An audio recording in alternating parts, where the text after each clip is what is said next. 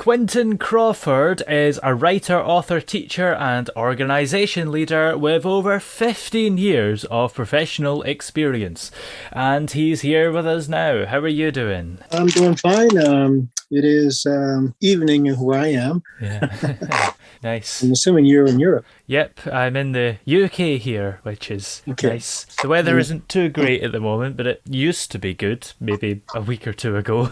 I'm in California. Ah, nice. So can you tell us just a little bit about some of the books that you've written then? Yes. Briefly, my first book is called Knowledge for Tomorrow. And that book, I essentially began with my essays from my bachelor's program. I didn't want to waste them. I decided to combine them. One of them I got a standing ovation from my class. Ooh. And I knew I had to do something more with that essay. Yeah. Disrespect for Nature was the title. Absolutely. My second book is a children's book called Muchi the Suchi Visits the Peace People. And since as a teacher and being a substitute for several years, at least in my area and also in other countries, I noticed that history books tended to only focus on males, on males destroying and conquering. Yeah. Nothing much for the girls. Yeah. So I decided to focus the children's book that I created more towards girls in the story of peace, of times of peace in world history. Yeah. My last book that I created was called The Global Situation. Ooh. I've always had a strong interest in science. Yeah. In that book, I decided to do majority of focus on environmental damage, species destruction, and of course, I had to put in a bit about pandemics. Yeah. Since we're going through one, the time that I was almost done with that book, and I had to include that. Oh yeah, absolutely. That is a global situation and a half. And I guess has that given you perhaps a little bit more time to write, given that a lot of the year we haven't really been allowed to go out and do stuff and have fun? Yeah, it actually did. Actually, at the very beginning of the pandemic, I was in talks with another publisher and decided to switch publishers to one called Reader's Magnet. During the time of the pandemic, I definitely had plenty of time to revise a bit information. Yeah, absolutely. Like a whole year. Yeah, basically. I guess, have you spent more time than ever perfecting these books and making sure they're ready? Yes. One of the things that I definitely gravitated towards is when someone told me, what is my legacy going to be? Yeah. If I pass away? Legally, I actually did die once. 2018 after having a stroke. Wow. And my heart stopped during the coma I was in. I don't want to go too much into that. No. But I have to say that before I fully pass on, whatever that's going to be, I want to make sure there's something that I left behind. It's mainly for the youth, if possible. Yeah, absolutely. That's kind of true, because most jobs, you don't really leave something behind and have a record of you, really. Like if you work in a shop, it's people's memories maybe. But even then, I guess it's like nobody's a big fan of you if you work in a shop. But an author, you can have that. Yeah, that. And I've never had any kids. Yeah. So I've been kind of feeling bad about that. Yeah. And I have plenty of nieces and a nephew, but I don't have any cousins for them. It's made for me. Well, at least I've done something. Yeah, absolutely. And they say that there's a book in everyone, and you've written quite a few, so I guess you've done better than everyone. Yeah, and I'm not sure about everyone, but I did also create an autobiography. Oh, yeah. Which will not be published until, I think it's scheduled for around Thanksgiving holiday time. Yeah.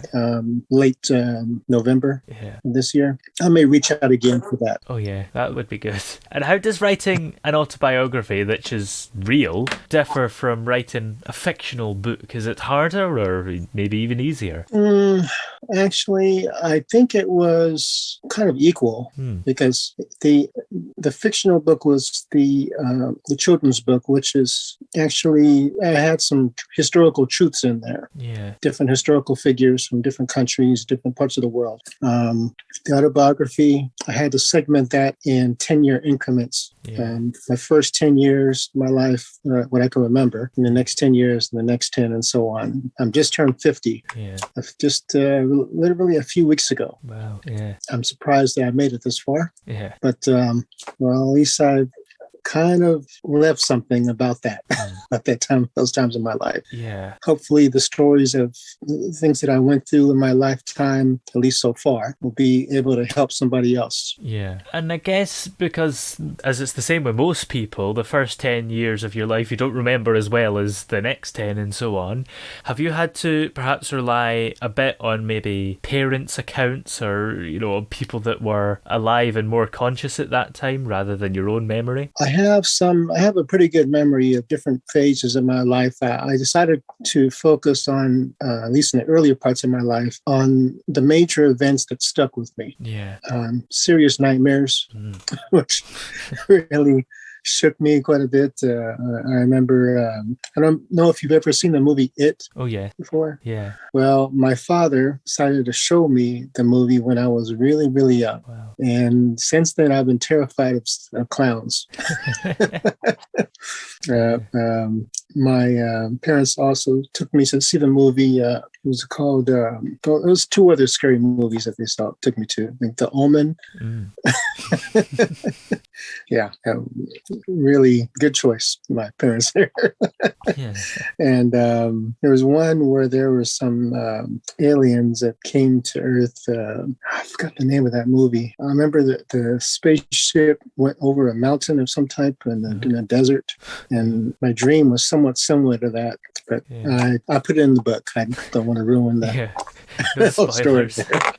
And have these horror films kind of influenced your writing at all, or have you preferred to stay well away from them? Well, haven't really influenced my writing too much, and that's done as much as I can figure, with the exception of having to add it into my autobiography as a somewhat piercing dream that influenced my life. That's I can't say too much on influencing my writing, with the exception of possibly the global situation. I have a lot of concerns about our world and all the damage that we've been doing to it over the last, I guess we can say, century or two. Yeah, for sure. I mean, I don't know how old you are, but I'm hoping that you'll live as long as I have so far. Hopefully, yeah. We'll see about that. Yeah. Well, what is your kind of writing schedule like? Are you one of these people that wakes up at 4 a.m. and gets it all down, or are you more kind of a normal schedule? Well, I've spent all night for 2 nights in a row sometimes because I was in a roll. I just couldn't stop. Wow. My thoughts were going like a mile a minute, a kilometer a minute. your range. I like to do research on several different topics. Sometimes I do topics, 2 or 3 topics at a time. Wow. And I write about 2 different subjects at a time. One paragraph here, another paragraph, a couple pages later, and let's put it all together in some way and find some good pictures that match. That's I've never really followed a schedule when it comes to writing because I just can't think that way. I have to go with the flow, whatever's coming to me, whatever I'm feeling to go to and do, I'll do it. Yeah, for sure. And I guess how do you manage to keep having all this inspiration writing 2 nights in a row? Because a lot of people would get writer's block from that. Oh no, I end up falling asleep some point in time without my own notice. I'll just conk out on my bed. I'll sit down on my bed, and next thing I know, I'm waking up.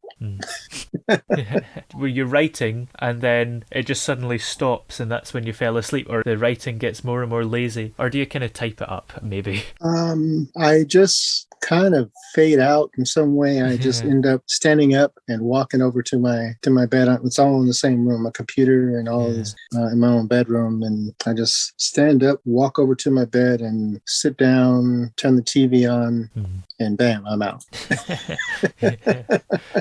Well, I wonder who it is on the TV whose voice sends you to sleep.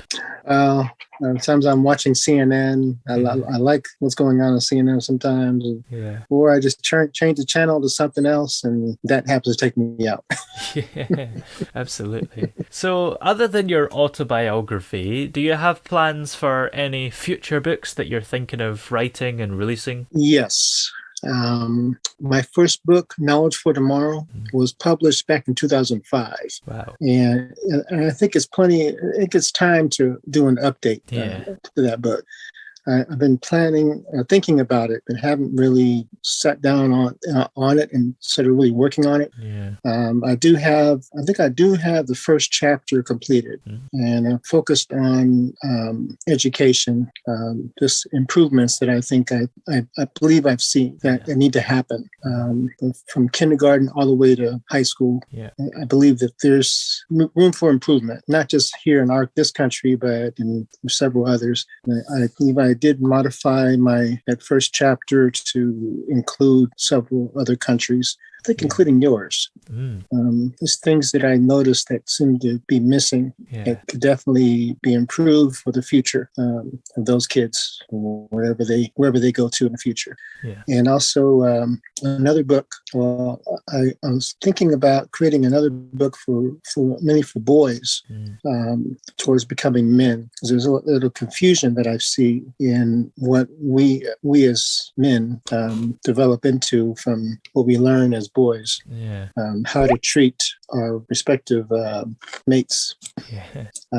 Some of us do several bad things. A lot of us don't, but some of us do. And I believe the next children's book, I should focus on that in some way. There's many different areas that go into there. I've got to put my mind around it a little better, because I'm sure that's going to be another all-nighter, a couple all-nighters. To get done. Well, where are we able to check out all your books if we'd like to read them? Well, I have the 3 that are open and published now on my website, which is called oneglobalbook.com. One Global Book is all one word, and .com. I should mention one other book that's on my mind to do. It will be called Passive Genocide. I believe that I should make that one more towards how we're poisoning ourselves, for one. There's a lot of foods and chemicals in our foods, in our water. I don't know that one. Around the world. Just a moment. Alexa, turn off. I'm sorry. It just thought I said something to it. It happens. I'm going to try to find someone else to help me write some of these other books, especially the children's book. Because I have there's so much to do, not just in my personal life, but so much to research for each one of those books. And I must get help this time. Next time. Absolutely. Well, thank you very much for coming on the show today. It's been great to have you on. Yes, thank you for having me.